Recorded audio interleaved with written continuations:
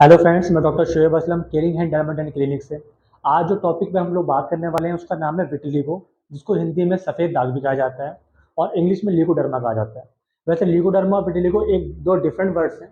अगर मैं बात करूँ, विटिलिगो की एक ऑटोइम्यून डिसऑर्डर है जिसके अंदर हमारी बॉडी हमारे मेलेनोसाइट सेल्स को डिस्ट्रॉय कर देती है, जिसके कारण जो हमारा मेलेनिन पिगमेंट है जो हमारे स्किन को कलर देता है वो बनना बंद हो जाता है। जबकि मैं ल्यूकोडर्मा की बात करूँ, इसमें भी हमें सफ़ेद दाग ही बनता है और मेलेनिन पिगमेंट बंद हो जाता है, लेकिन इसके कारण बहुत सारे हो सकते हैं।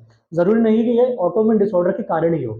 जैसे कई बार क्या होता है, हमारी स्किन जल जाती है, बर्न हो जाती है किसी कारणवश, तो उसके बाद विटिलिगो हो सकता है, सफ़ेद दाग पड़ सकते हैं। कई लोगों को एक्जिमा होता है काफ़ी पुराना, जो खुजली कर करके हमारे जो इरिटेशन स्किन को कर करके वहाँ पे सफ़ेद दाग पड़ जाता है। तो कई बार किसी स्किन डिजीज़ के कारण विटिलिगो हो सकता है और कई बार ऑटोइम्यून डिसऑर्डर के कारण हो सकता है। तो ये दो डिफरेंट डिफरेंट कंडीशन है।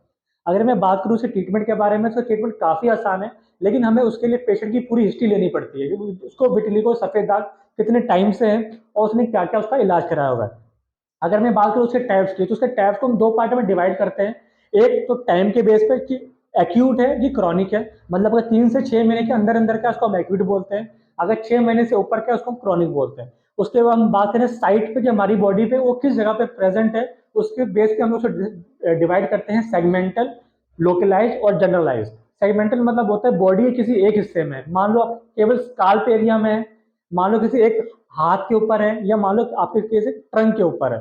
अगर मैं बात करूँ जनरलाइज की, तो पूरी बॉडी में फैल जाता है, सर से लेकर पैर तक 70 to 80% बॉडी कवर हो जाती है। अगर मैं बात करूँ लोकलाइज की, तो किसी एक जगह पे होगा, मान लो आपके हाथ के इतने हिस्से में है या फेस के इतने हिस्से पे है, और कहीं नहीं होगा।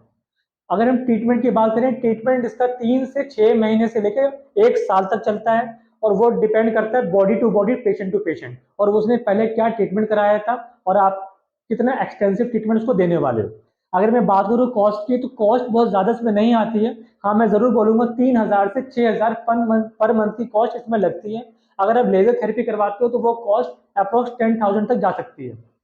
लेकिन हमें ऐसा ट्रीटमेंट ज़रूर करवाना चाहिए। हमें उसको असाध्य मानकर, ये बीमारी ठीक नहीं हो सकती, उसको छोड़ना नहीं चाहिए।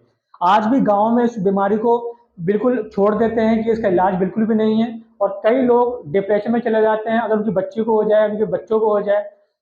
तो उसका इलाज आप ज़रूर कराइए, छोड़ना बिल्कुल ठीक नहीं है। आज ही हम दिए हुए नंबर पे कंसल्ट कर सकते हैं। हमारे पास काफ़ी इसके पेशेंट जो ठीक हो रहे हैं।